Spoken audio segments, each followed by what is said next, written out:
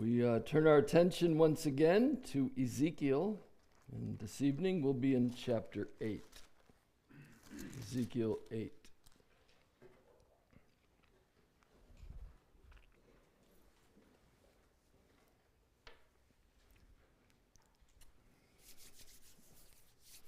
All right, let's have prayer. Father, we thank you for the blessings of this day. We thank you for bringing us back together this evening with an opportunity to open your word together and to see these wonderful things. We pray that you would use them not only to increase our knowledge of your word and of your actions among your people, but also to increase our love for you. And we pray in Christ's name, amen. All right, so tonight we are in Ezekiel chapter 8.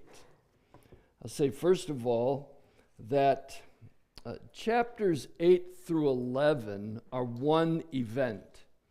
That's why up here we're in chapter 8, but just a reminder that 8 through 11 go together. You'll see that this begins with the Lord coming upon Ezekiel while he's sitting in his living room. And if you go to the end of chapter 11,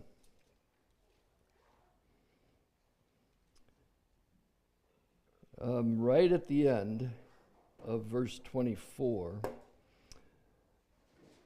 then the vision that I had seen went up from me, and I told the exiles all the things that the Lord had shown me. And so this is the end of this vision event, and it covers 4 chapters, 8, 9, 10, and 11. So they go together. I don't want to take the time to read all 4 together, though it is helpful. Maybe you would want to do that, is read all 4 chapters sometime, because it's just one event. Chapter 8 is primarily about the abominations. There are 4 abominations mentioned in chapter 8, and these are all located around the temple area, as we'll see in the vision. So I think I'll begin by reading chapter 8, 18 verses. It only takes a few minutes, and this will give us a bigger idea. So in the 6th year, in the 6th month, on the 5th day of the month, as I sat in my house with the elders of Judah sitting before me, the hand of the Lord fell upon me there. Then I looked, and behold, a form that had the appearance of a man. Below what appeared to be his waist was fire, and above his waist was something like the appearance of brightness, like the gleaming metal. He put out the form of a hand and took me by a lock of my hair. And the Spirit lifted me up between heaven or earth and heaven and brought me in visions of God to Jerusalem, to the entrance of the gateway of the inner court that faces north, where was the seat of the image of jealousy, which provokes to jealousy. And behold, the glory of the God of Israel was there, like the vision that I saw in the valley or in the plain. Then he said to me, Son of man, lift up your eyes now toward the north. So I lifted up my eyes toward the north, and behold, north of the altar gate in the entrance was the image of jealousy. And he said to me, Son of man, do you see what they are doing? The great abominations that the house of Israel are committing here, to drive me far from my sanctuary, but you will see still greater abominations. And he brought me to the entrance of the court, and when I looked, behold, there was a hole in the wall. And he said to me, Son of man, dig in the wall. So I dug in the wall, and behold, there was an entrance. And he said to me, Go in and see the vile abominations that they are committing here. So I went in and saw, and there, engraved on the wall all around, was every form of creeping things and loathsome beasts, and all the idols of the house of Israel. And before them stood 70 men of the elders of the house of Israel, with Jaazaniah, the son of Shaphan, standing among them. Each had his censer in his hand, and the smoke of the cloud of incense went up. Then he said to me, Son of man, have you seen what the elders of the house of Israel are doing in the dark, each in his room of pictures? For they say, the Lord does not see us. The Lord has forsaken the land. He said also to me, you will see still greater abominations than they commit. Then he brought me to the entrance of the north gate of the house of the Lord, and behold, there sat women weeping for Tammuz. Then he said to me, have you seen this, O son of man? You will see still greater abominations than these. And he brought me into the inner court of the house of the Lord, and behold, at the entrance of the temple of the Lord, between the porch and the altar, were about 25 men with their backs to the temple of the Lord and their faces toward the east, worshiping the sun toward the east. Then he said to me, have you seen this, O son of man? Is it too light a thing for the house of Judah to commit the abominations that they commit here, that they should fill the land with violence and provoke me still further to anger? Behold, they put the branch to their nose. Therefore, I will act in wrath. My eye will not spare, nor will I have pity. And though they cry in my ears with a loud voice, I will not hear them. So let's just quickly go over this chapter. It begins in the 6th year, the 6th month, 5th day of the month. So this is a time stamp, isn't it? And there are several time stamps through the book of Ezekiel. And all of the time can be taken off of chapter 1, verse 1. Remember back there in chapter 1, verse 2? Well, verse 1, the 4th month of the 5th day of the month, as I was among the exiles by the Kibar River, the heavens were open, and I saw visions of God, and on the 5th day of the month, it was the 5th year of the exile of King Jehoiakim. And so there's our first time stamp, and that tells us exactly when this occurred. So, going back to chapter 8, verse 1, this is 14 months later. 14 months, just over a year. Does anyone puzzle about anything? I mean, maybe not. But 14 months. Remember he built the siege wall, and he laid on one side for 390 days, and he laid on another side for 40 days. So we have 430 days, right? Well, how many months is that?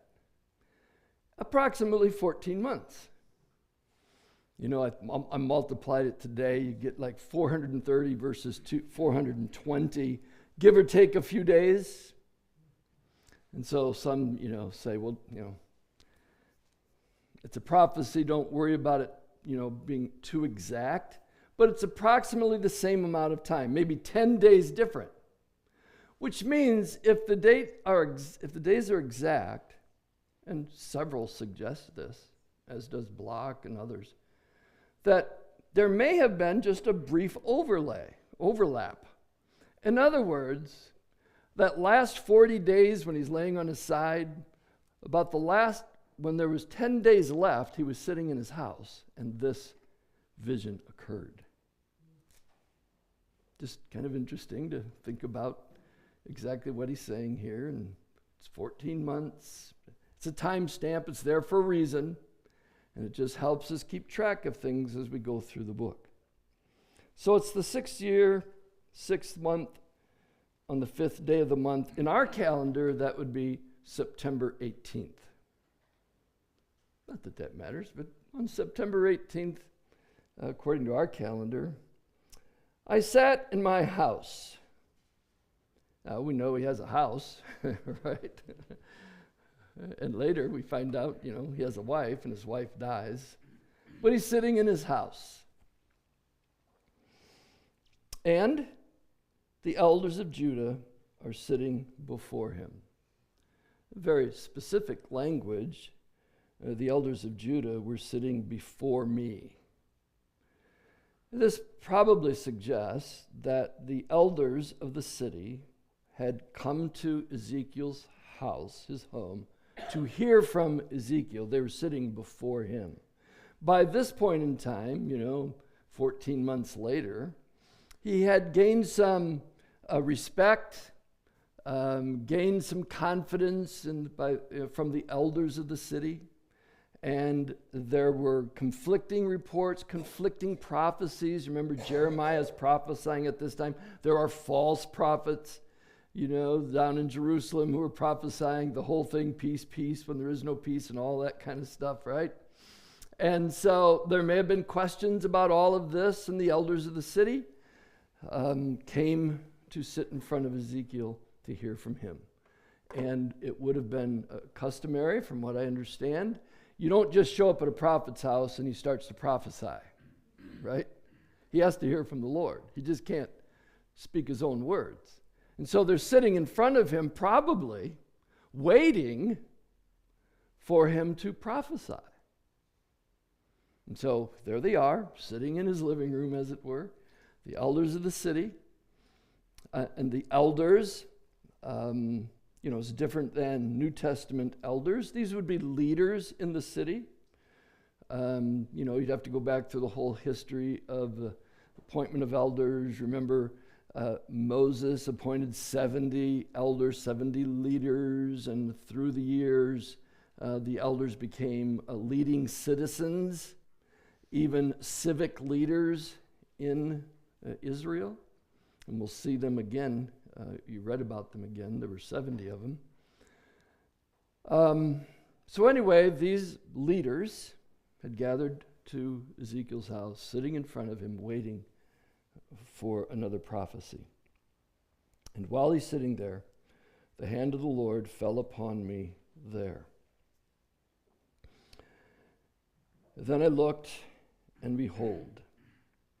Now what follows here, and it happens again in chapter 10.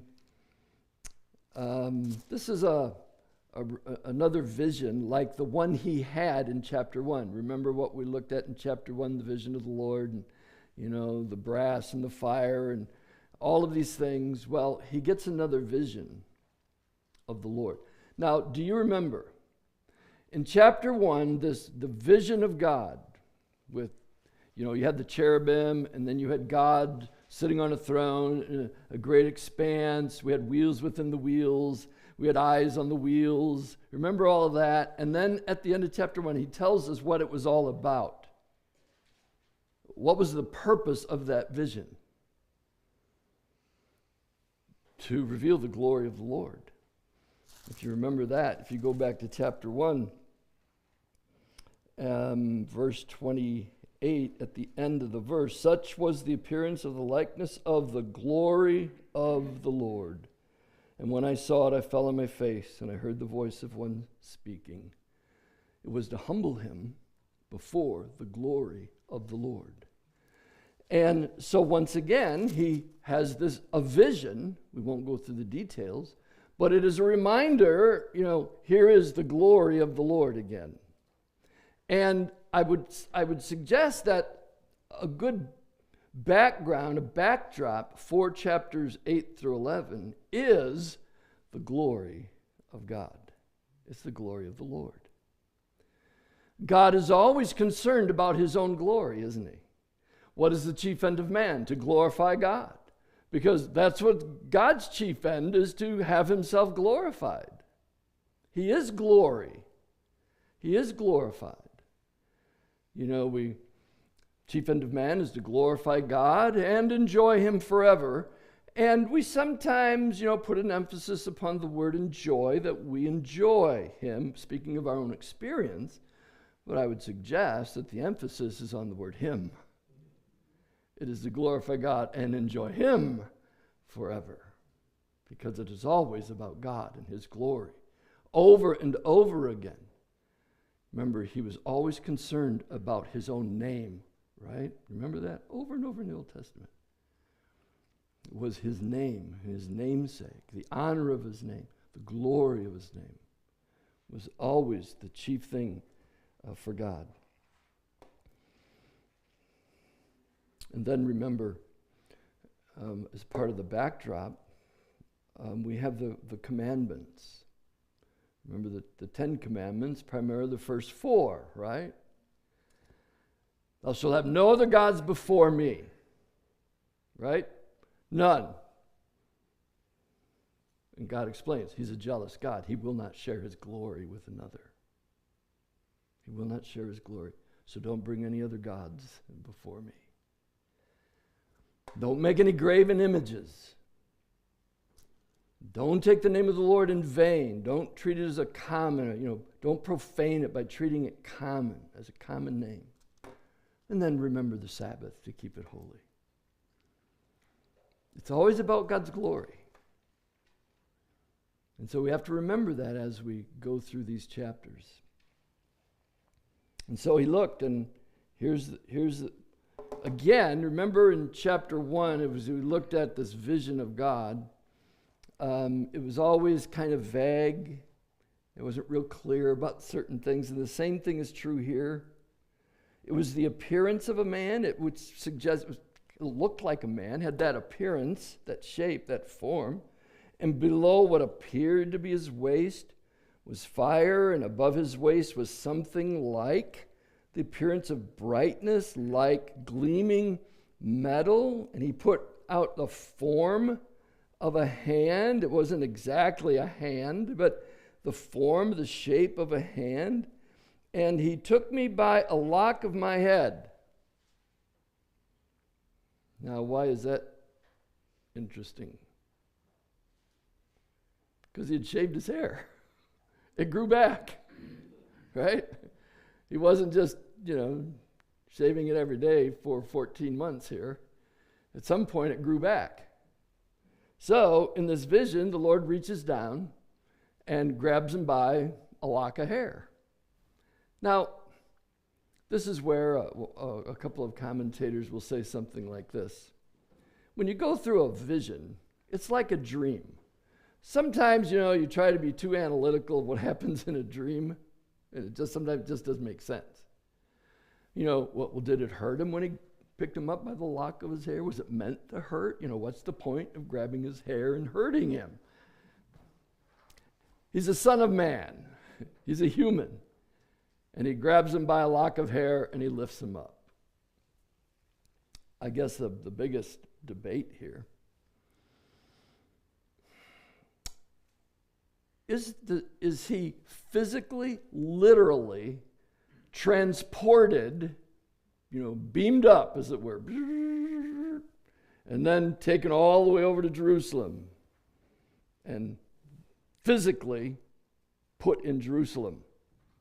Or is he sitting there having what several have just said? It's like an out-of-body experience in the spirit. He is taken up.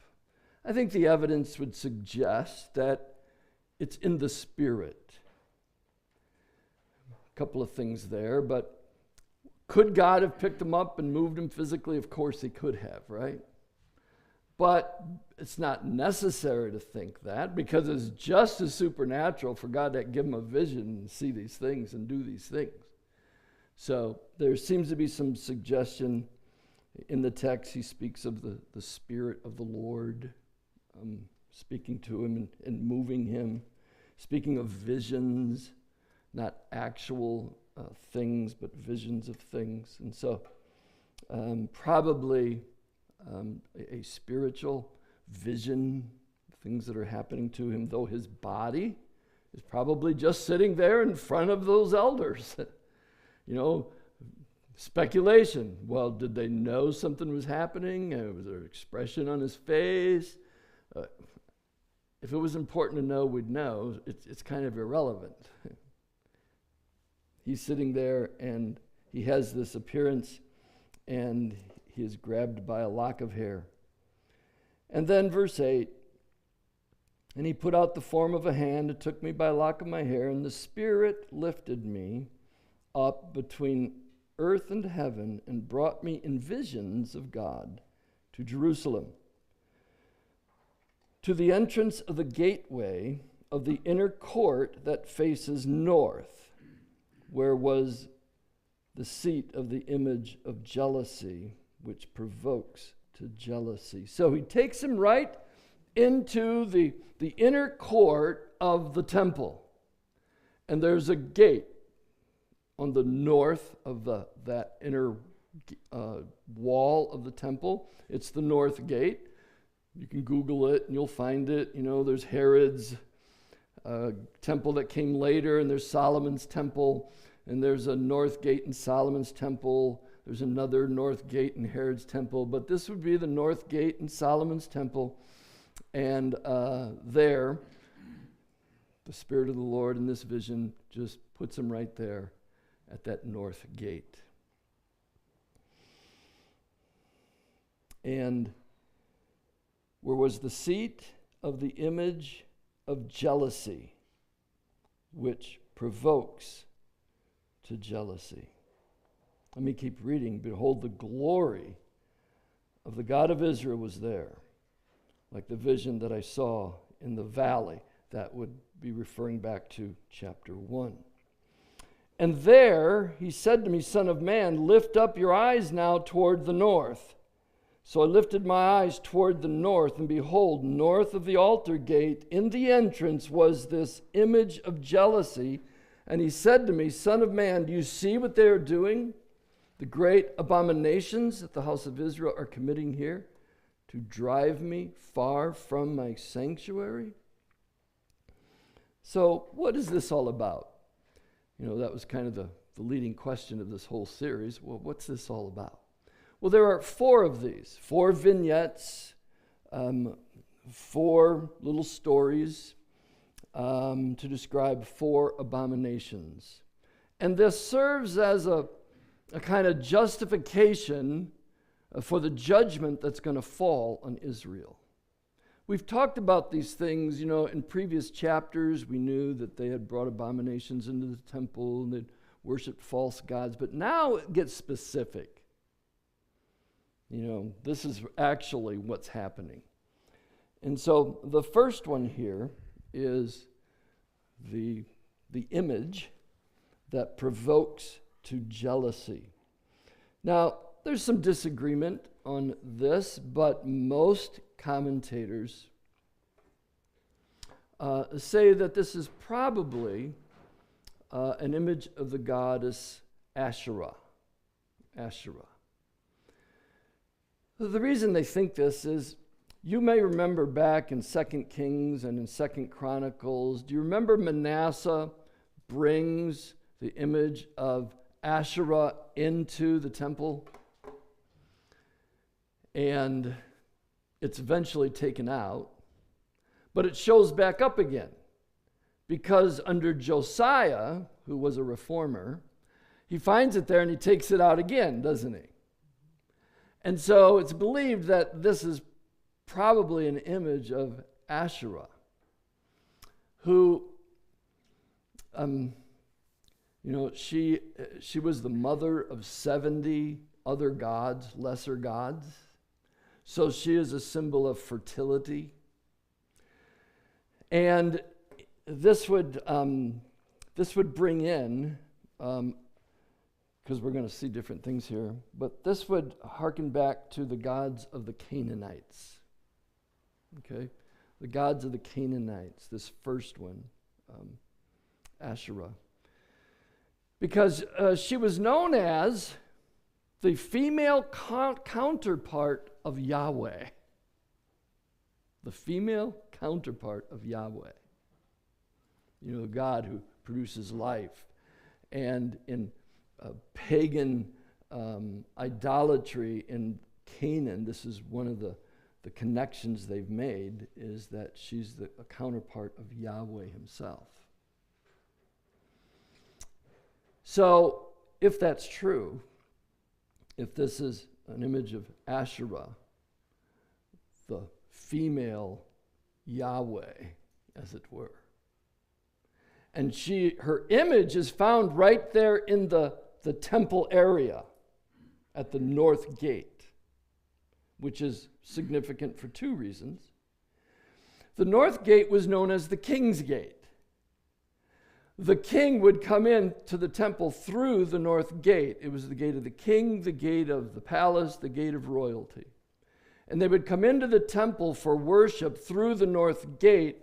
In this case, they would pass right by this image of Asherah as they go to worship. And perhaps even more concretely, remember Israel's images or enemies always came from the north, right? And Asherah was a goddess of protection and defense. And she's put there, as it were, at the north gate to guard the temple. Now, Bloch doesn't see Asherah in this, but he does say that the whole point of this is a violation of the first commandment. To have no other gods before me, and don't make into any graven images. And to put this image at the north gate is to say they no longer trust Yahweh for their protection. Their defender, right? God is their defender, their helper, their refuge, their fortress. He protected them from Sennacherib. I'm mixing two names there. Sennacherib? No, what's that name? Never mind. He protected them from their enemies, right? Over and over again. But they've come to the point now where they no longer have confidence in Yahweh. They need an idol. They need a false god. And this provokes God to jealousy. This is an image of jealousy. Provokes him to jealousy. Because he won't share his glory with anyone else. It's God or no one, right? It's God or no one. And so this image there, this first image, an image of jealousy, it just says we no longer trust God. God isn't enough. And it's interesting that the Lord is standing there, right? In this vision. The glory of God is with him. And he says, man, do you see what they're doing, the great abominations that the house of Israel are committing here to drive me far from my sanctuary? They're driving me right out of the sanctuary. They're driving me right out of the temple. They're forcing my hand, as it were.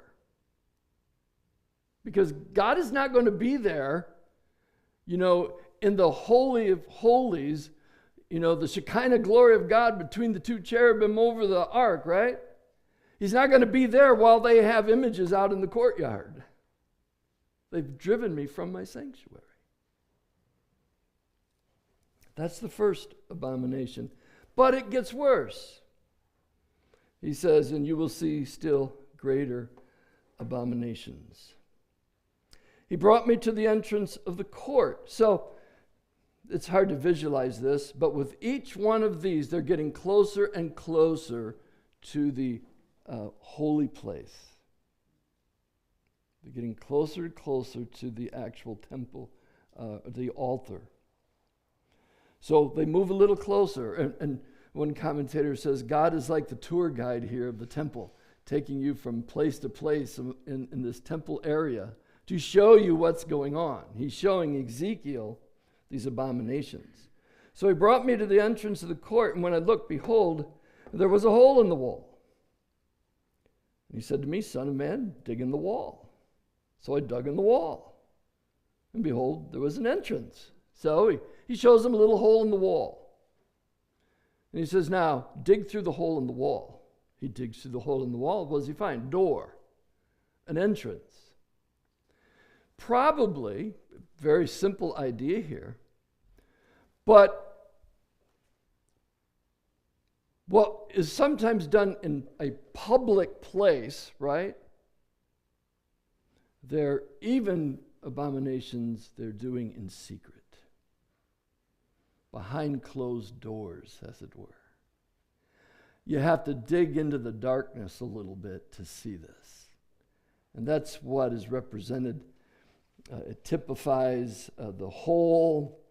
It's dark area. You dig through, there's a door, and behind the door, he sees these things. So I went and saw, and there, engraved on the wall around, was every form of creeping things, loathsome beasts, and all the idols of the house of Israel. He looks into this room, this dark room, and all around the walls he sees engravings. Not just, sketches, but these are things that are actually engraved in the wall. You can reach out and touch them, right? And all around the room, he sees these things. Like creeping things. Serpents and scorpions and all manner of bugs, right? And crawling things. Their images are engraved in the wall. And there's loathsome beasts, perhaps meaning unclean beasts. Just, something that would be unclean, right? They've engraven it in the wall as an item of worship, an object of worship. Things that, according to the law, are unclean. And there they are. And all the idols, all of them, of the house of Israel.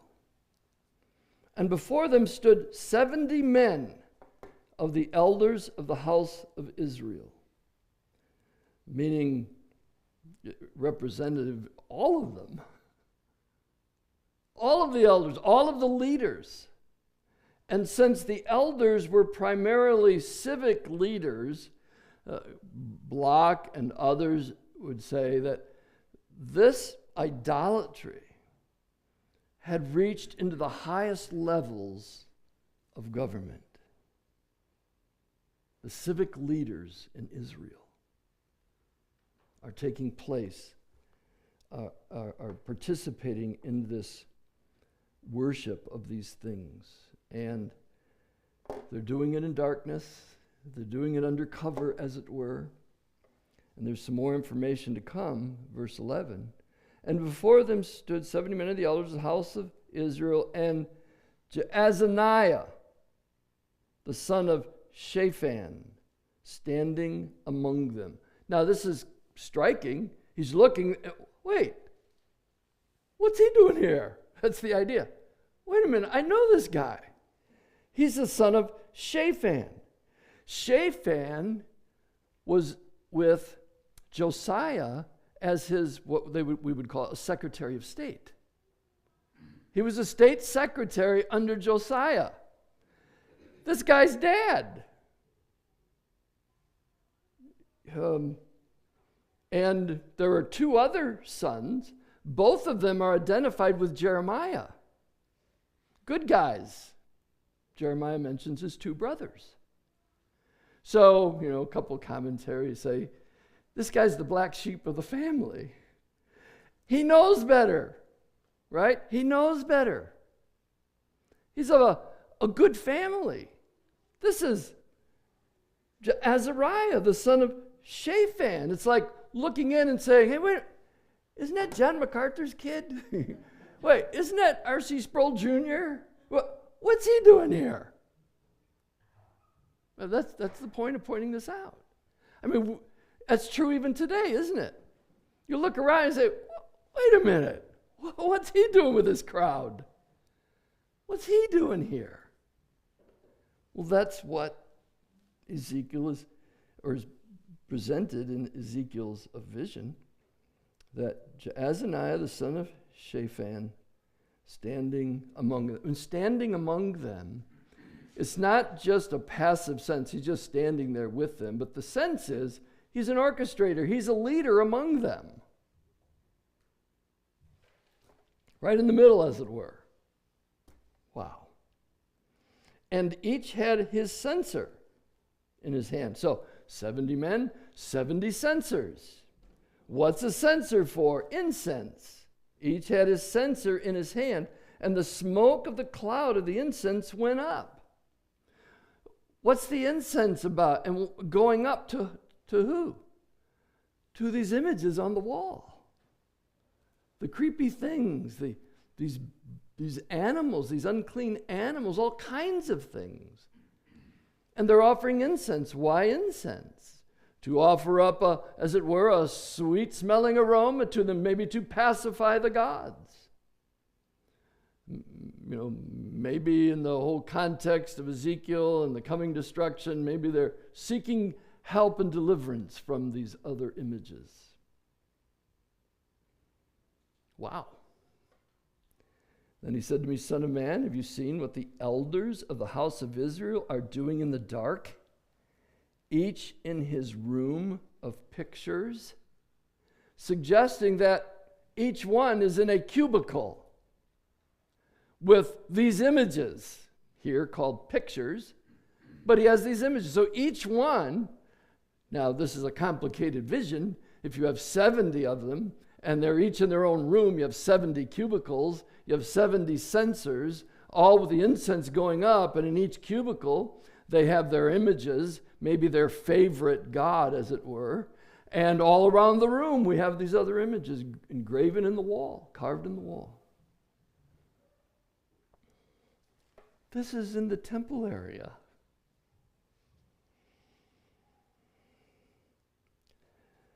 For they say, so here's their rationalization. They say the Lord does not see us. The Lord has forsaken the land. It's not just that, we can do this in here because the Lord can't see us. But the idea is we do this because Yahweh no longer sees us. He's abandoned us. He's forsaken us. The truth of the matter is, he hasn't abandoned them. They've abandoned him. They've forsaken him. He kept the covenant. They didn't. But here they are in their dark little cubicles, out of the public eye, each offering worship to these false gods. Verse 13, he said also to me, and you will see still greater abominations that they commit. And so, the second one, you could just maybe characterize just generally as animal worship. The worship of animals, creepy things, beasts, all kinds of things. It reminds you of Romans 1, right? Man worshiping the creature rather than the creator. And that's bad, but it gets worse. Verse 14, then he brought me to the entrance of the north gate of the house of the Lord. He's getting closer. And behold, there sat women weeping for Tammuz. Then he said to me, have you seen this, O son of man? Now, there's not a lot known about Tammuz. I believe this is the only place in the Old Testament Tammuz is mentioned. So you have to, by the way, I'm sorry, I said the first abomination is identified with the Canaanites. The second abomination is identified with the Egyptians. The third abomination, this one, is identified with the Babylonians. There is this person, Tammuz, and they're weeping for Tammuz. Tammuz apparently was a real figure, a historical figure that supposedly predates the flood, and by this time had acquired goddess status. Okay, so they looked up to Tammuz, a godless person who now had acquired the status of a god. And the weeping for Tammuz is a kind of a weeping for the death of Tammuz. So it's a kind of weeping and worshiping of the underworld, as it were. Tammuz is associated with the darkness, with the underworld, with death itself. And they would weep and wail for the death of Tammuz.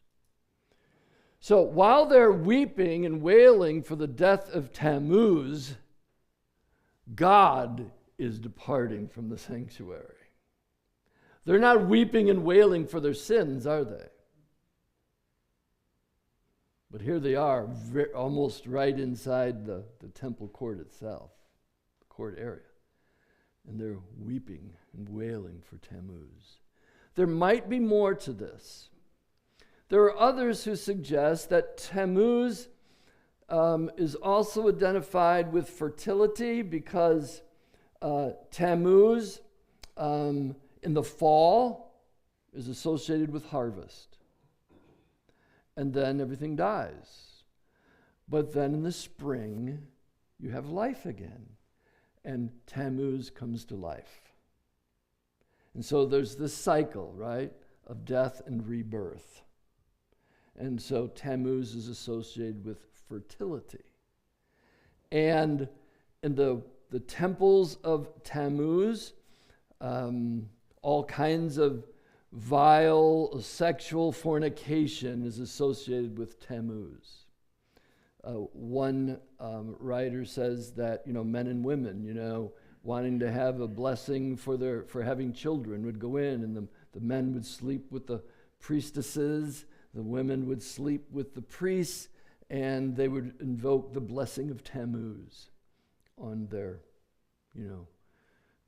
childbearing.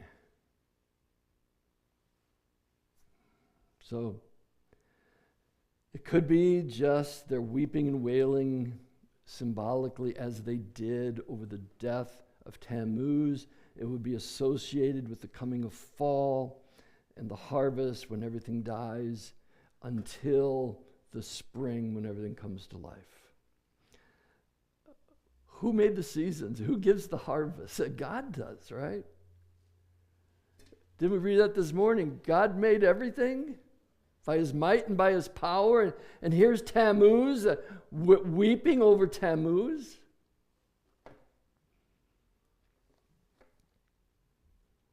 But you'll see still greater abominations than these. And he brought me into the inner court of the house of the Lord. And behold, at the entrance of the temple of the Lord. And those words are carefully chosen there.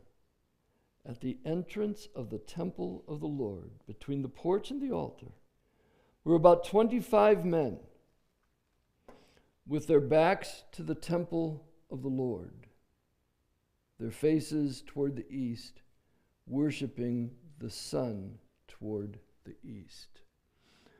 The temple is, laid out in an east to west, a layout. And the temple area itself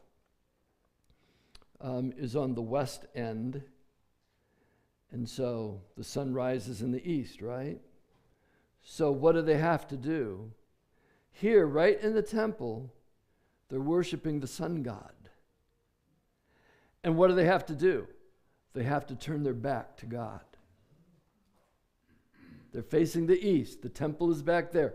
God is there. The glory of God in the Holy of Holies.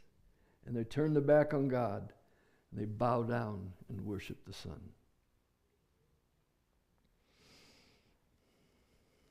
That's like it. That's it. Right there. They turned their back on me to worship what I created.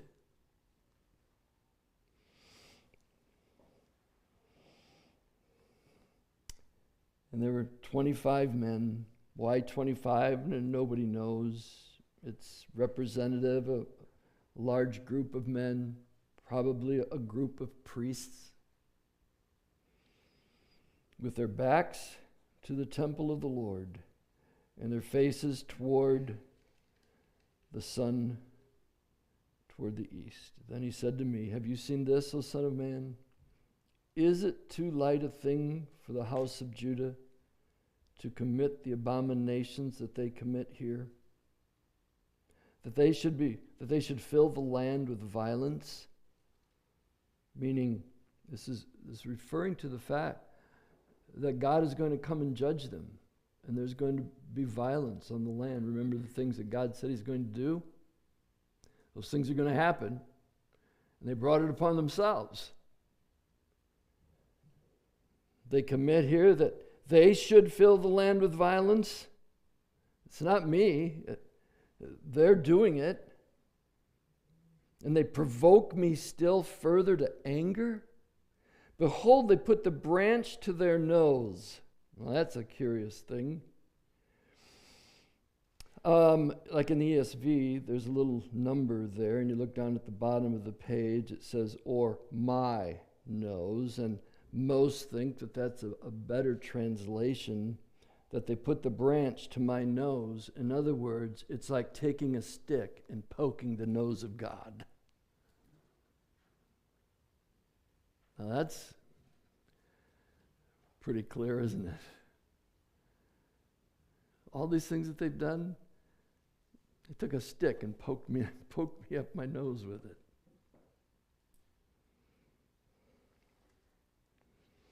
They've angered me. I mean, if you had a branch stuck up your nose, you'd get angry too. That's the idea. Provoke me still further to anger. Behold, they put the branch to their nose, or to my nose. Therefore, I will act in wrath, and my eye will not spare, nor will I have pity. And though they cry in my ears with a loud voice, I will not hear them. Now, we've heard that before. He's been saying that all along. But here in chapter 8, we go from general information to specific information. And the 4 abominations that they've been committing, which has provoked the Lord to anger. And this is the first part of this vision, whereby God picks them up and takes them. And there's more to it in chapters 9, 10, and 11. So, the point here, I think, is that God will not share his glory. He's God, and he alone is God. Have no other gods before me. Don't make any graven images. Don't take my name in vain. Because I alone am God. And God is a God of judgment. God judges wickedness. And he will not, when that day comes of judgment, the Lord is not going to quit because of our cries, our pleas, crying out for pity and mercy. It's over then, it's too late. All right. So, the abominations, the 4 abominations in chapter 8. Any comments or questions? So the last one was sun worship? Is that Yes.